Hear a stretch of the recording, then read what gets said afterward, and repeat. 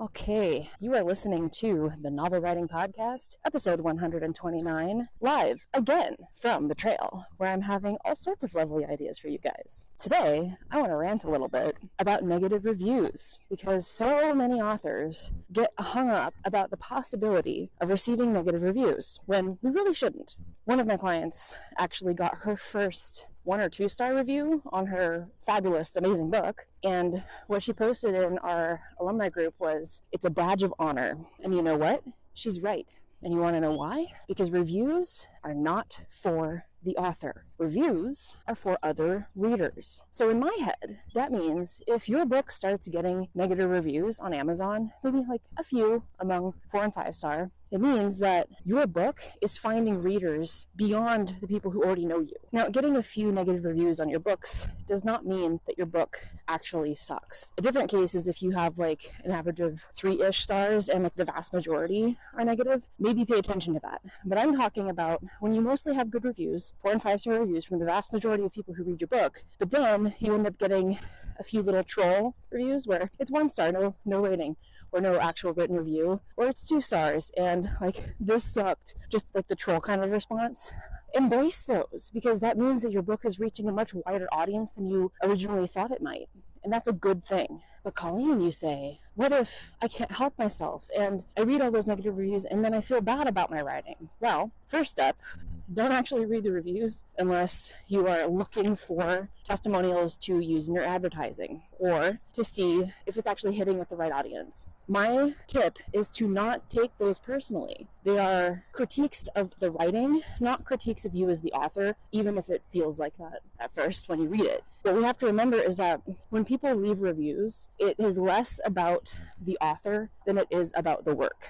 And it's more about the person writing the review than it is about the person who wrote the book that they're reviewing. So it's not necessarily an attack on you as an author when you get a negative review. It just means that your book, which is great, didn't reach the right person, and that wrong person decided that they were dissatisfied enough to leave a negative review. Every single big-time author out there is going to have negative reviews on their books. I dare you, go to Amazon, find your favorite book, whether it's Harry Potter or, whatever other book is your favorite. Mine just happens to be Harry Potter. I guarantee if you go to Harry Potter on Amazon, there will be a bunch of 3, 2, and 1 star reviews. But they are vastly outnumbered by the 5 and the 4 star reviews because Harry Potter found the right audience. Now that doesn't mean that it didn't find the wrong audience because of those negative reviews, but we just have to be careful about seeing any negative reviews on our books and taking those to mean bad things about us as writers. Because the truth is, what happens is readers will go to Amazon or whatever bookstore and they will look at the reviews to find out if that book is for them. So usually what happens is they'll type in a keyword, they'll hit search,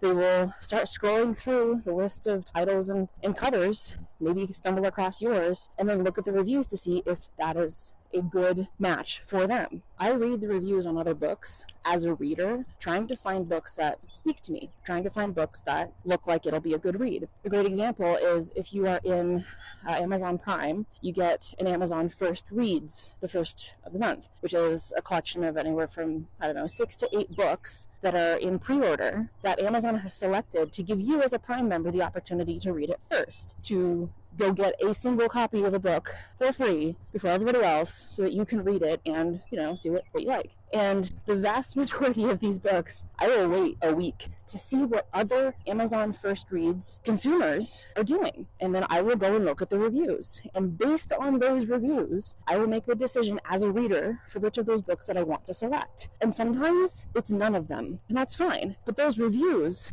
are not for those authors. Those reviews are for other potential readers of those books. So the more that you get reviews in general, hopefully you're getting a vast majority of 4 and 5 star reviews, but don't ever think that having a smattering of 1, 2, and 3 star reviews is going to mean that your book is never going to do well. I would actually argue that if you have a wide range of review types, a wide range of ratings on your book, more of the 4 and 5s, but yes, you have 1, 2s, and 3s, that means that it's more likely to reach a wider audience because more people are reading it, even if those people aren't necessarily the people that you wanted to reach to begin with. It gives you street cred to have 1, 2, and 3-star reviews because it's reaching more people. That is my opinion. I know that a lot of other authors that I work with share this opinion. A lot of other writer coaches that I've seen share this opinion. But the reviews you see and the reviews that you get are not for you as the author. They are for other potential readers to decide if your book is the book for them.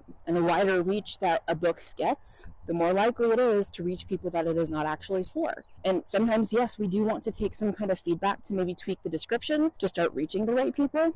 But remember, those negative reviews are not for you as the author. They are for other readers to decide if they want to read your book or not. So I hope you enjoyed this ranty hiking podcast episode. Thank you for joining me. And remember, first draft is supposed to be garbage. Thanks for listening to the Novel Writing Podcast. If you're ready to stop struggling and start finishing your novel, check out the 60-Day Novel Writing Challenge. It's a step-by-step program designed for solo writers to complete their first draft with clarity and focus. Visit the link in the description to learn more.